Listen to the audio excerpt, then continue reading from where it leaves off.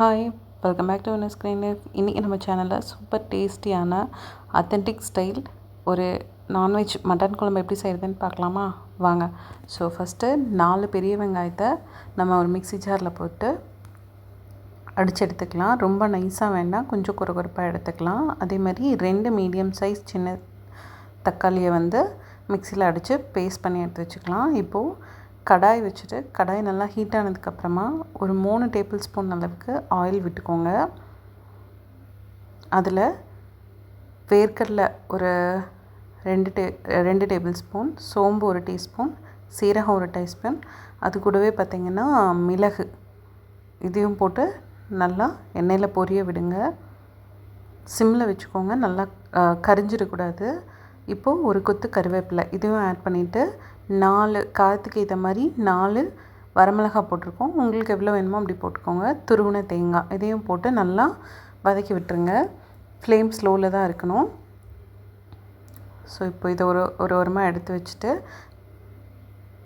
Mixie ஜாருக்கு மாற்றி ஆறுனதுக்கப்புறமா நல்லா பேஸ்ட் பண்ணி எடுத்துக்கோங்க. இந்த கன்சிஸ்டன்சியில் இப்போது அகெயின் குக்கரில் நம்ம இந்த குழம்பு செய்ய போகிறோம். குக்கர் அடுப்பில் வச்சுட்டு எண்ணெய் விட்டதுக்கப்புறமா அரைச்சி வச்சுருக்கிற பெரிய வெங்காயம், அது கூடவே தேங்காய் கட் பண்ணி வச்சுருக்கிறது இதையும் ஆட் பண்ணிக்கலாம். ஆட் பண்ணிவிட்டு நல்லா வறுத்து விட்டுருங்க. இப்போது ஒரு கொத்து கருவேப்பிலை இதையும் போட்டு நல்லா பச்சை வாசனை போகிற வரைக்கும் வறுத்து விட்டுட்டு ஒரு 1 டேபிள் ஸ்பூன் அல்லது 2 டேபிள் ஸ்பூன் அளவுக்கு இஞ்சி பூண்டு பேஸ்ட் அதையும் ஆட் பண்ணிக்கோங்க. ஆட் பண்ணிவிட்டு நல்லா வதக்கி விட்டுக்கோங்க, பச்சை வாசனை போகணும். சைடில் பார்த்திங்கன்னா இந்த கிளிப்பிங் நான் ஆட் பண்ண மறந்துட்டேன். ஸோ ஒரு 200 கிராம் சின்ன வெங்காயம், அது கூட ஒரு 4-5 பல்லு பூண்டு இதையும் வதக்கி அந்த பேஸ்ட் கூட நம்ம தேங்காய் வதக்கணும் இல்லைங்களா, அது கூட ஆட் பண்ணி அரைச்சிக்கோங்க.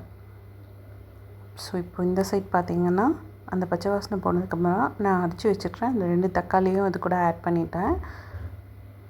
ஆட் பண்ணிவிட்டு பச்சை வாசனை போகிற அளவுக்கு வதக்கிக்கலாம். இந்த பேஸ்ட் இப்போ நான் அகெயின் காமிக்கிறேன் பாருங்கள்.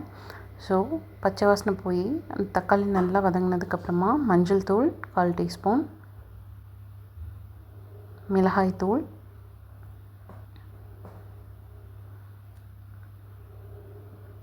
இதையும் ஆட் பண்ணிக்கிறேன்.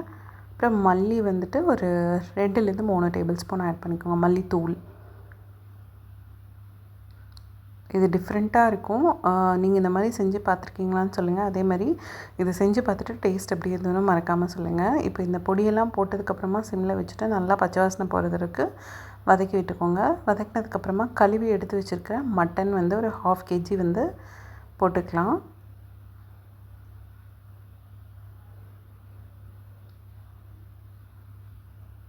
கொழுப்பு எப்போவுமே மட்டன் குழம்புல நீங்கள் லாஸ்ட்டாக மூடி வைக்கும்போது போட்டுருங்க. ஏன்னா ஃபஸ்ட்டே போட வேண்டாம். அப்போ தான் அது வேகிறதுக்கும் தண்ணியில் அந்த குழம்போடு கரைஞ்சி போகாமல் எண்ணெய் பிரிஞ்சு வர கன்சிஸ்டன்சிக்கும் கரெக்டாக இருக்கும். இப்போது அந்த மசாலாவோட இந்த கறியையும் நல்லா மிக்ஸ் பண்ணி விட்டுருங்க.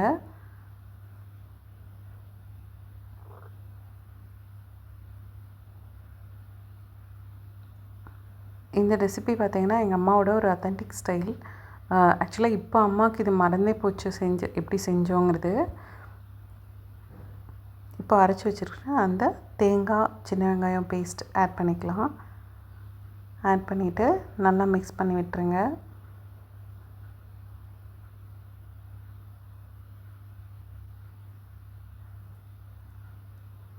ஈவனாக மிக்ஸ் பண்ணிவிட்டு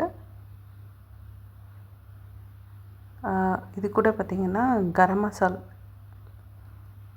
அதையும் ஆட் பண்ணிக்கலாம். தேவையான அளவு ஒரு 1.5 டீஸ்பூன் அந்த மாதிரி ஆட் பண்ணிக்கலாம். ஜஸ்ட்டு ஃப்ளேவருக்காக தான். அதுக்கப்புறம் மட்டன் மசால் கொஞ்சம் ஆட் பண்ணிக்கோங்க. ஆட் பண்ணிவிட்டு அகெயின் நல்லா மிக்ஸ் பண்ணி விட்டுருங்க.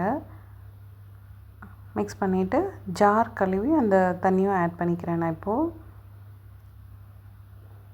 தேவையான அளவு இந்த குழம்பு நமக்கு எந்த கன்சிஸ்டன்சி தேவையோ அந்த கன்சிஸ்டன்சிக்கு தண்ணியை ஆட் பண்ணிவிட்டு உப்பை ஆட் பண்ணிக்கலாம்.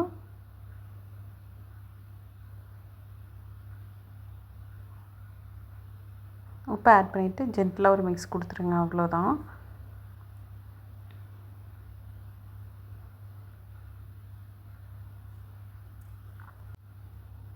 ஸோ ஆல்ரெடி தேங்காய் போட்டிருந்தோம். இப்போ அடிஷ்னலாக இன்னும் கொஞ்சம் தேங்காய் போட்டுருவோம். இது வந்து எங்கள் வீட்டு சைடில் அம்மா எங்களுக்கு பண்ணும்போது இந்த மாதிரி தான் போடுவாங்க. ஏன்னா தேங்காய் வந்து இந்த சாப்பிடும்போது கடிக்கும்போது டிஃப்ரெண்ட் டேஸ்ட் கொடுக்கும். அதே டைமில் பார்த்திங்கன்னா இளந்தேங்காயாக போட மாட்டாங்க. லைட்டாக அந்த எண்ணெய் பிரிஞ்சு வர ஸ்டேஜ், இந்த குப்பரை தேங்காய்னு சொல்லுவாங்க இல்லையா, அந்த மாதிரி தேங்காய் ஆட் பண்ணுவாங்க. அது இன்னும் அந்த குழம்போடு சேர்ந்து சாப்பிடும்போது அப்படி ஒரு ஃப்ளேவர்ஃபுல்லாக இருக்கும். ஸோ கரம் மசால், மட்டன் மசால் இதுவும் ஆட் பண்ணிவிட்டு குக்கரை மூடி வச்சுருங்க. ஒரு 5லேருந்து 6 விசில் விட்டுக்கலாம். இப்போ பார்த்திங்கன்னா அல்டிமேட்டான டேஸ்ட்டில் சூப்பராக எண்ணெய் பிரிஞ்சு அவ்வளோ அழகாக குழம்பு ரெடி ஆகிடுச்சு. நீங்களும் உங்கள் வீட்டில் செஞ்சு பாருங்கள். அண்ட் செஞ்சு பார்த்துட்டு கமெண்ட் பண்ணுங்கள். பாருங்கள் எவ்வளோ ரிச்சாக இருக்குதுன்னு சொல்லிவிட்டு. தேங்க்ஸ் ஃபார் வாட்சிங்.